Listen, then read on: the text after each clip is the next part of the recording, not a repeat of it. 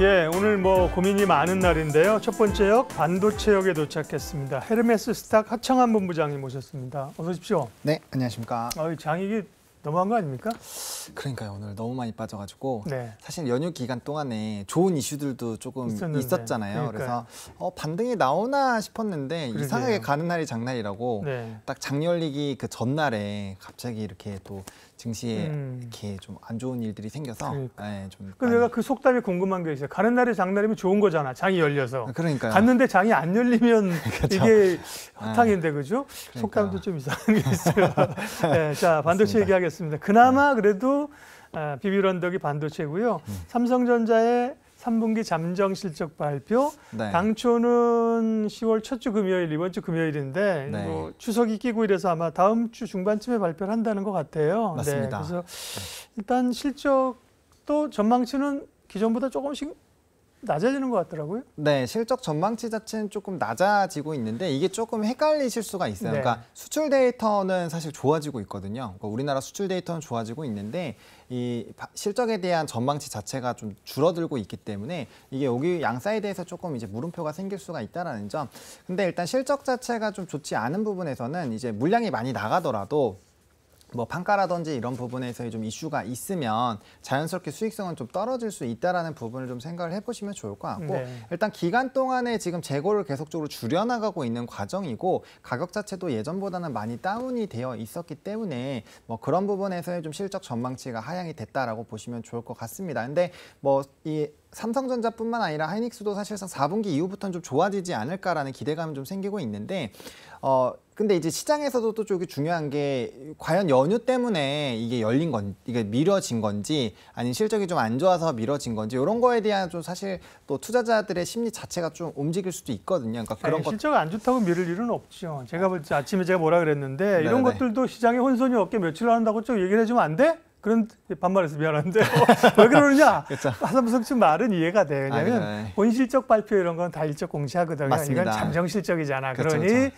데이터가 이렇게 좀 늦을 수도 있고 뭐 굳이 삼성전자가 잠정 실적을 생각보다 안 좋아서 늦추다. 저는 그렇게 생각은 안 하고요. 약간 네네. 좀 유동적이지 않나. 네, 뭐 제 개인 생각이 그래요. 네, 저도 개인적인 생각으로는 이제 똑같은데 네. 이 시장에서 또 이제 약간의 안 음모론들이 좋으니까. 돌 수가 그러니까, 있으니까 맞아요. 네. 그런 이제 빌미 자체가 생겼다라는 부분도 좀 네. 생각을 해보실 필요는 있지 않을까라고 생각을 하고 있고요. 네. 근데 뭐 일단 이 업황 자체가 턴을 하고 있는 것은 좀 사실이기 때문에 이 속도 자체가 사실 V자 반등으로 나오면 너무나도 좋겠지만 그 속도 부분이 조금 예상치보다는 좀 더딘다라는 부분이 실적에 대한 부분에서의 좀 발목을 잡고 있는 것이 아닌가라는 부분도 좀 생각을 해보실 필요가 있을 것 같고요. 일단 현물 부분에서는 그래도 소폭 상승이 나오고 있고 재고 데이터 같은 경우도 일부 좀 상승이 나오고 있는 상황이기 때문에 네. 이게 시간이 지나면 지날수록 재고가 줄어들고 이제 신제품도 나올 거잖아요. 뭐 DDR5라든지 뭐 이제 AI 반도체에 대한 뭐 이런 수요는 계속적으로 나타나고 있기 때문에 그런 것들이 가시화가 되면 될수록 실적은 이제 턴을 할 확률이 상당히 높다라는 관점으로 이번 실적을 좀 바라보시는 게 어떨까 싶습니다. 현물 가격은 조금씩 오르고 있는 추세예요. 네네네. 예. 일단은 뭐 이제 9월 20일 기준으로 했을 때 네. PC용 범용 DDR4 같은 경우는 이제 1.49달러이고요. 그리고 네. 뭐 16기가짜리도 0.4%에서 소폭씩은 조금 예. 반등 기조가 나타나고 있다라고 보시면 좋을 것 같습니다. 네. DDR5는 더 높고 4.1달러. 당연히 네네. 신제품이니까 그죠? 네. 결국 이제 실적 숫자가 언제 돌아서느냐인데 삼성전자는 전분기에 6천억인가 흑자냈지만 반도체는 적자였단 말이에요. 그쵸. 네. 반도체가 뭐 조 단위로 적자가 났잖아요. 그죠? 맞습니다. SK하이닉스는 온리 반도체니까 당연히 적자가 났고 네네네.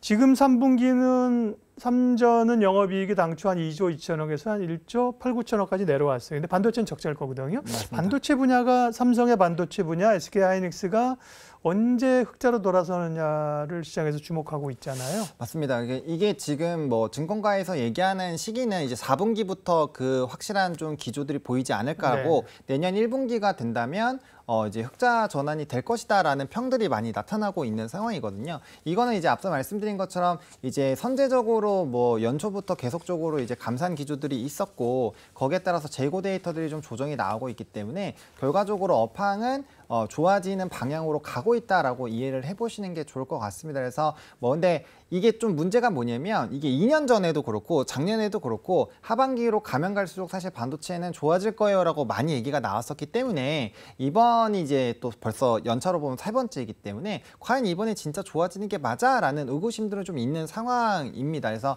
그 부분은 좀 속도적인 부분에서는 좀 차이가 있을 수가 있다라는 부분을 좀 보시면 좋을 것 같고, 근데 마이크론 테크놀로지 같은 경우도 실적 자체는 좀 많이 안 좋았는데 전망 같은 경우 그래도 좀 긍정적으로 얘기했잖아요. 수요에 대한 부분들 그리고 이제 재고에 대한 감소 부분들을 얘기하면서 이제 전망 자체는 좀 긍정적으로 했기 때문에 그러한 부분들이 또 우리나라 반도체에도 같은 영향을 줄 수 있지 않을까라고 보고 있습니다. 네. 하이닉스는 오늘 플러스로 끝났고요. 네. 한미 반도체 이수 페타시스는 어려운 장에서도 3% 가까이 올랐는데요. 2% 중후반으로.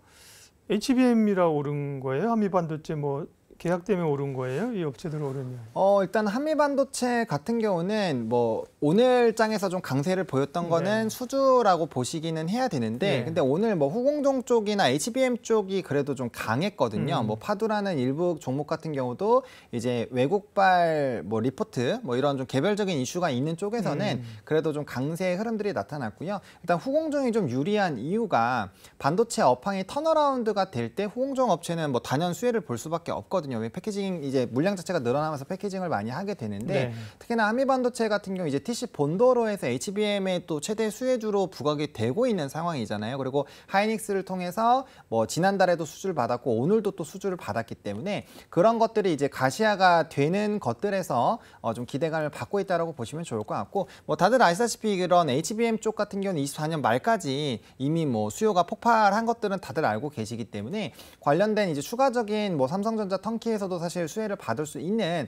상황이기 때문에 보다 더 일반 그런 전공정 반도체들보다는 보다 더 좀 지지력도 강하다라는 부분들, 그리고 한미 반도체 같은 경우는 이제 최대 주주가 또 고점 부분에서 대량 매수를 하고 있잖아요, 부회장이. 그러니까 그런 것들도 투심에는 상당히 이제 긍정적으로 작용을 하고 있다라는 부분들로 보시면 좋을 것 같고요. 뭐 기타 다른 종목군들도 뭐 그 리포트가 상당히 좀 좋게 나왔다거나 아니면은 이제 이런 업종 턴을 했을 때 우리 머릿속에 딱 떠오르는 종목군들 있잖아요. 그 HBM이라든지 후공정 쪽에서 항상 좀 시세를 분출했었던 쪽에서의 강한 기조가 나왔다라고 보시면 좋을 것 같습니다.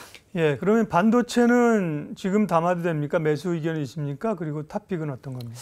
네, 저는 반도체는 분할 매수 관점으로는 충분히 접근이 가능하다라고 보고 있고요.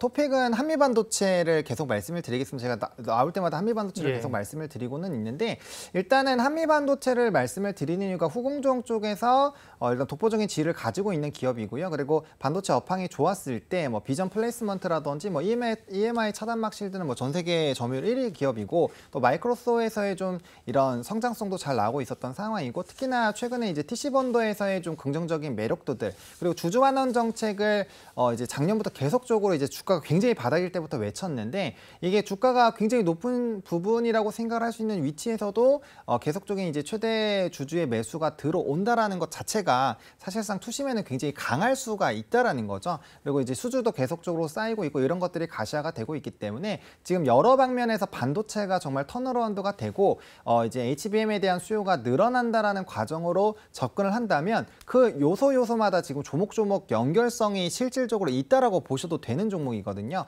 그렇기 때문에 그렇게 관심을 가져보시면 좋을 것 같고요. 사실상 뭐 삼성전자나 뭐 하이닉스 같은 경우도 관심을 충분히 가지셔도 되는데, 이쪽은 이제 지수가 연동이 되는 종목군들이기 때문에 아무래도 이 지수 자체가 뭐 외국인의 수급이라든지 이런 부분에 조금 더 영향을 많이 받기 때문에 지금 후공정 업체 중에서 만약 보시는 게 좋을 거라고 보고 있고요. 만약 삼성전자를 조금 노리신다라고 한다면 삼성전자가 이제 HBM 턴키 수주를 받았기 때문에 삼성향 소켓 쪽으로 수혜를 받을 수 있는 TF1을 오히려 이제 좀 작은 종목으로 같이 관심을 가져보시는 게 어떨까 싶습니다.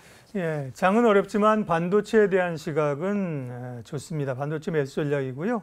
관심 종목은 한미 반도체. 줄여서 한반도네, 한반도. 네, 맞습니다. 네, 한미 반도체 관심주로 말씀해 주셨고요. 네네네. 반도체 분석에 이어서 다음 역으로 가겠습니다. 이로운 경제 채널 EBC.